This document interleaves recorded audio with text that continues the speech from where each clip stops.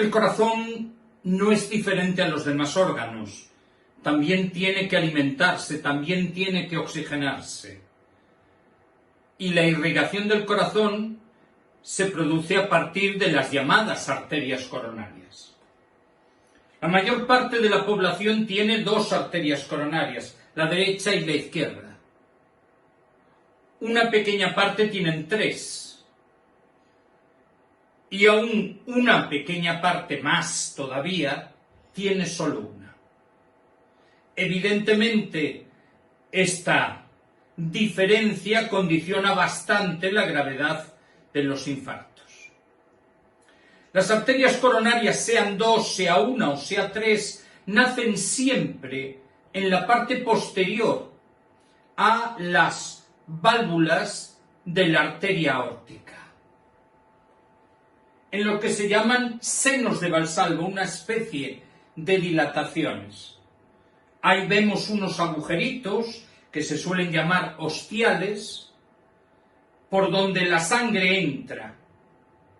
Es lógico de suponer que la sangre entrará en las coronarias cuando está refluyendo en la última parte de la sístole, cuando ya se va a cerrar la válvula auriculoventricular. La válvula arterial. Bien, estas arterias se distribuyen de forma general, no vamos a precisar con exactitud toda su distribución. La arteria coronaria derecha, que suele ser única, irriga a toda la parte derecha, aurícula derecha y ventrículo derecho, y aproximadamente a una tercera parte del ventrículo izquierdo, la parte inferior. La arteria coronaria izquierda, que normalmente se bifurca en dos ramas, va a irrigar a la aurícula izquierda y a los 2/3 superiores del ventrículo izquierdo, que es como mucho mayor, y por lo tanto el territorio de irrigación es muy parecido.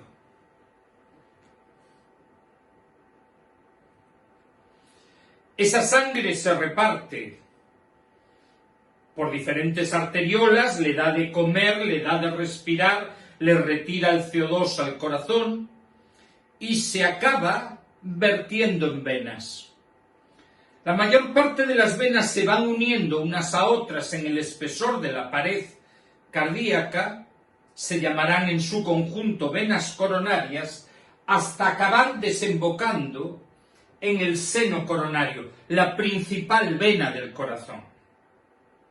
Ese seno coronario se va a abrir en la pared de la aurícula derecha para devolver su sangre al territorio cardíaco, para devolver la sangre a la circulación general. La aurícula derecha un poquito por debajo de la zona de entrada de la vena cava inferior. Ahí desemboca el seno coronario. Es cierto que hay muchas venas pequeñitas situadas en la zona endocárdica, en la zona más interna del músculo cardíaco, que no acaban en el seno coronario, sino que se vierten directamente a las cavidades cardíacas. Esas venas pequeñitas que drenan directamente a las distintas cavidades cardíacas se conocen como venas de Tevesio.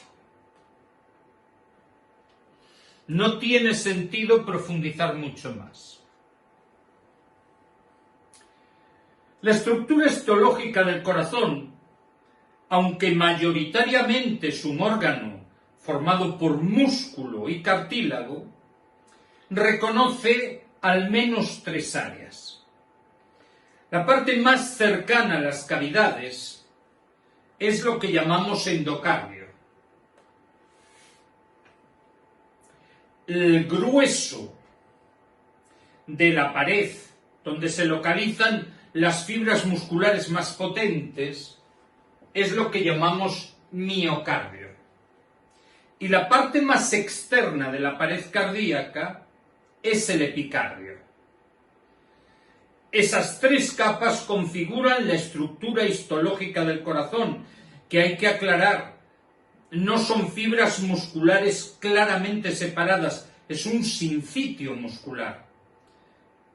De esa manera, los estímulos que entran en una fibra muscular pueden comunicarse a todas las vecinas. Rodeando al corazón como órgano y a la entrada o salida de los principales vasos, las venas cavas, las venas pulmonares, el tronco de la arteria pulmonar y el nacimiento de la arteria aorta, está el pericardio. El pericardio es una membrana serosa doble, como si cogiéramos una bolsa del Corte Inglés, que tiene una cavidad, la cerrásemos y metiésemos el puño encima. Así nos encontraríamos envolviendo al corazón dos capas.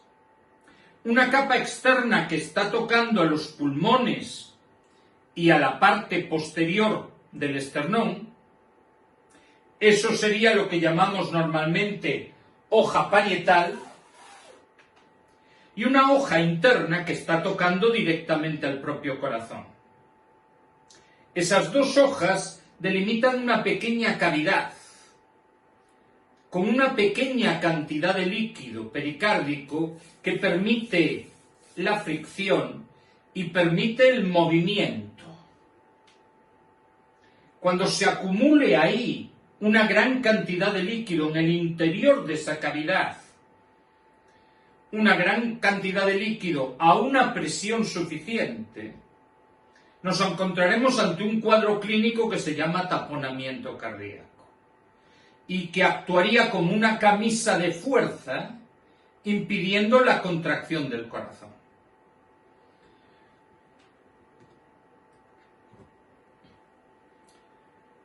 El fundamento de toda la actividad eléctrica y de la propia actividad mecánica del corazón está dado en una serie de características de las células cardíacas.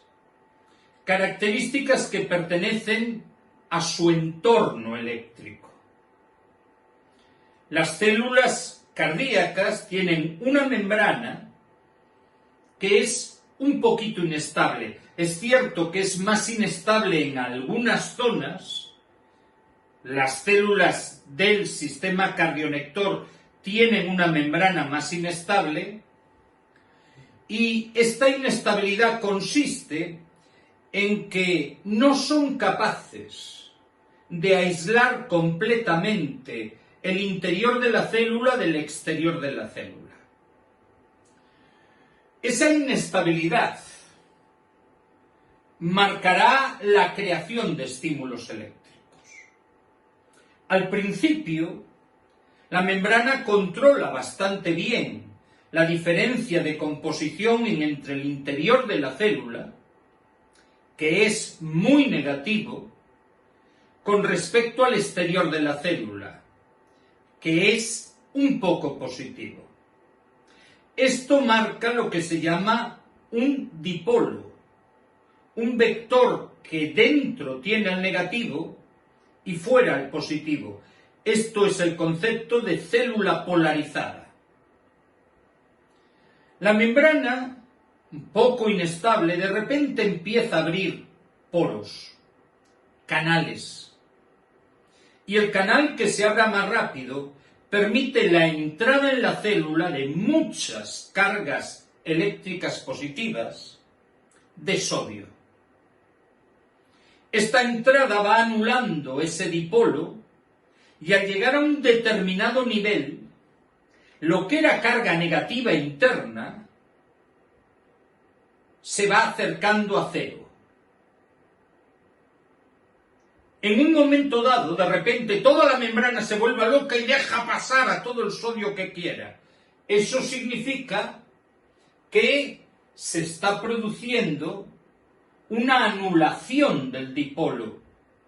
El interior ya no es negativo con respecto al exterior, porque el interior está recibiendo cargas positivas que está perdiendo el exterior. Esto es el proceso de despolarización. Esta despolarización es la creación del estímulo eléctrico. Veríamos en un eje oscilométrico como la línea negativa del periodo de polarización va subiendo, va subiendo, va subiendo hasta un determinado nivel que se llama umbral, y con el umbral de repente todo se vuelve positivo y nos encontraríamos una línea casi vertical que pasa a valores positivos. La despolarización es el estímulo eléctrico que provoca una serie de cambios, una serie de aberturas de nuevos canales. Y la primera abertura de canal que se produce es que de repente se abre un canal que permite que del interior de la célula salga potasio al exterior. Como el potasio es positivo, esto implica que la despolarización se va perdiendo y la electricidad, el potencial de acción, va llevando a la línea hacia otra vez el valor negativo. Normalmente esa vuelta a valores negativos es lo que llamamos repolarización y va a sufrir 3 etapas. La primera, sale potasio de la célula. Es la repolarización más precoz. Pero a los pocos milisegundos se abre un tercer canal. Primero fue el del sodio, luego el del potasio. Se abre el canal del calcio. Y el canal del calcio va hacia adentro de la célula. Con lo cual, esa caída de la onda eléctrica se va normalizando, se va allanando, se va haciendo plana. Esta es la segunda fase de la repolarización. Dura unos pocos milisegundos. Pronto ese canal de entrada de calcio en el interior de la célula se cierra. Por cierto, este calcio que entra en el interior de la célula es el responsable de la contracción muscular. Si no entrase calcio en el interior de la célula no se contraería. Cuando este canal de calcio deja de estar permeable, la salida de potasio, tarde o temprano, devolverá ese dipolo eléctrico. Volveremos a encontrarnos que el interior de la célula está negativo con respecto al exterior. La célula se habrá repolarizado. Pero se habrá repolarizado con una distribución de iones anómala. El potasio, que es intracelular, tiene ahora muchos iones fuera. Y el sodio, que es extracelular, tiene muchos iones dentro. Así que se activa un mecanismo, una bomba que necesita energía, que recoge sodio dentro y lo saca fuera, y allí coge potasio fuera y lo lleva dentro. Eso es lo que se llama bomba de sodio-potasio, que va regularizando las concentraciones de ambos iones. Mientras esta bomba de sodio-potasio está trabajando, se produce algo curioso, y es que la membrana deja de ser inestable, no permite la apertura de nuevos canales. Eso es lo que se llama refractariedad.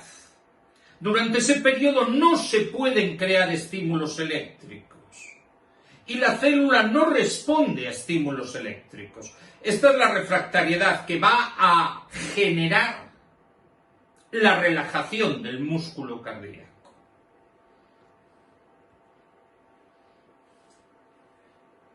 Eso es la base de la electricidad cardíaca. Después tendremos que hablar de hemodinámica. La hemodinámica es la parte de la medicina que estudia el movimiento de la sangre en los vasos. Siempre recordaremos que el corazón es una bomba que impulsa esa sangre. El principal parámetro hemodinámico es la cantidad de sangre que sale del corazón por minuto. Eso es lo que recibe el nombre de gasto cardíaco. También se puede llamar volumen minuto. El gasto cardíaco es la cantidad de sangre que sale del corazón en cada minuto. Este gasto cardíaco está formado por la cantidad de sangre que sale en cada latido, lo que se llama volumen latido, multiplicado por la frecuencia cardíaca, el número de veces que el corazón, que el ventrículo se contrae.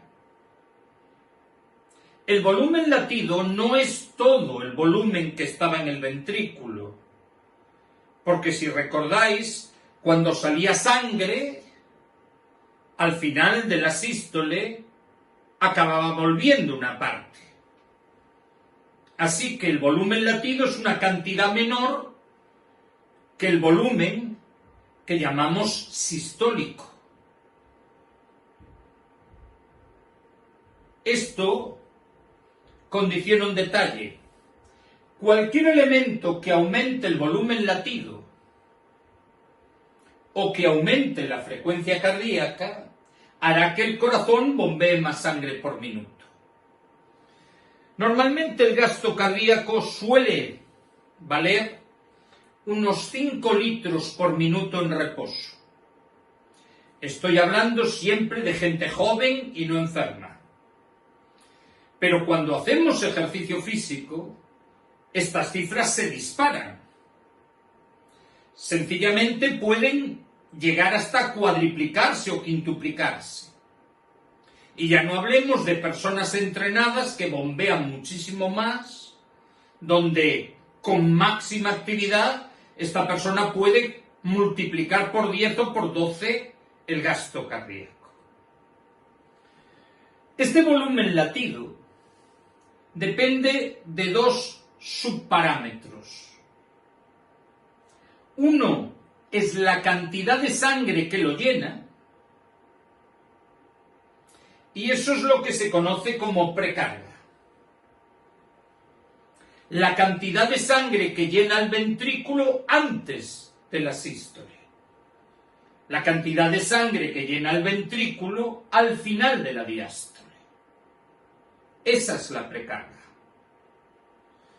La precarga es un elemento esencial de la fisiología cardíaca. La precarga, además, va a hacer, por una ley que se llama ley de Frank-Starling, que cuanto mayor sea el valor de precarga, mayor es la capacidad de bombeo del corazón, mayor es la capacidad del inotropismo, porque la capacidad de bombear sangre del corazón recibe el nombre de inotropismo. Estos son los 4 elementos característicos de una célula miocárdica: el automatismo, crear estímulos; el cronotropismo, conducirlos; el periodo que llamábamos de imposibilidad de responder a estímulos eléctricos; y el cuarto, la capacidad de bombear sangre, el inotropismo. Por lo tanto, cuanto más sangre llegue al corazón, más cantidad de sangre saldrá, al menos teóricamente. La precarga yo la comparo siempre en un balance con los ingresos, con la nómina. Pero ahora nos enfrentamos al segundo parámetro que determina el volumen latido, que es la poscarga.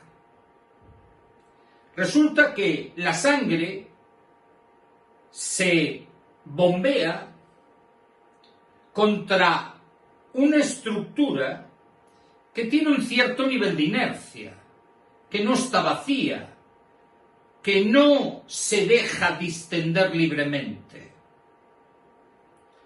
La presión que está en esa estructura, la tensión arterial, la fuerza con la que se opone el vaso de salida al envío de sangre, eso es la poscarga. La resistencia que tiene que vencer el ventrículo para bombear su sangre. Y en condiciones normales, cuando las válvulas arteriales funcionan correctamente, esta poscarga coincide o es más o menos equivalente a la tensión que hay en el interior de las arterias, a la presión que genera la sangre contra las paredes arteriales. La poscarga es la tensión arterial. Yo la poscarga la considero muy parecida a una hipoteca. Te entra tu nómina, pero ahora si quieres disfrutar de tu vida, tienes que contar que de esa nómina no todo va a poder ser gastado, por lo menos a la hora de divertirte, porque tienes que pagar una hipoteca. Así que, en efecto, tu calidad de vida depende de la diferencia entre precarga y poscarga. Cuanto más cercano esté la poscarga a la precarga, menos vas a salir, incluso menos que con un coronavirus. Si tú tienes 1.800 y tu hipoteca es de 1.799, pues o viene Dios y te alimenta a base de pan candeal o a base de hostias. ¿Comprendido? Pues la poscarga es esa resistencia. Y esa es la pregunta más habitual. La poscarga equivale a la tensión arterial. A mayor poscarga, menor volumen latido.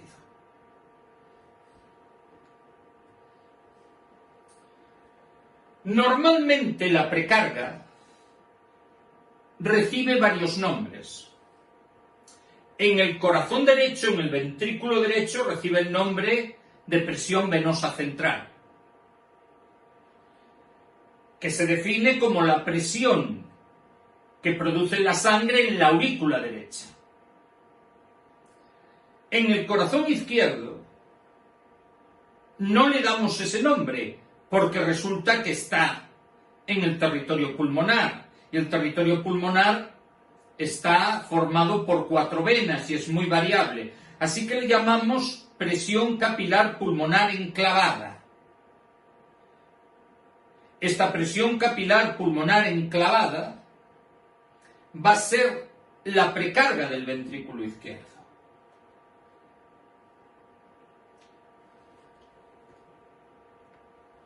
La poscarga, repito, depende de la tensión arterial, pero hay que reconocer que la tensión arterial del ventrículo derecho se llama tensión arterial pulmonar.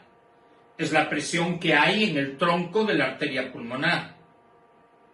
La tensión arterial sin apellidos es la tensión arterial de la aorta y del territorio de la aorta. ¿Vale? La precarga nos recoge 2 conceptos: cómo se distiende el corazón, distensibilidad cardíaca. Si el corazón no se deja hinchar, la precarga es muchísimo mayor.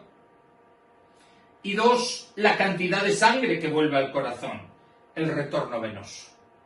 Esos son los elementos que diseñan la precarga. En cambio, la poscarga nos está explicando cómo está el tracto de salida, cómo están los vasos de salida del corazón. Y repito, poscarga equivale a tensión arterial, Precarga equivale a presión venosa central en el ventrículo derecho y presión capilar pulmonar enclavada en el ventrículo izquierdo.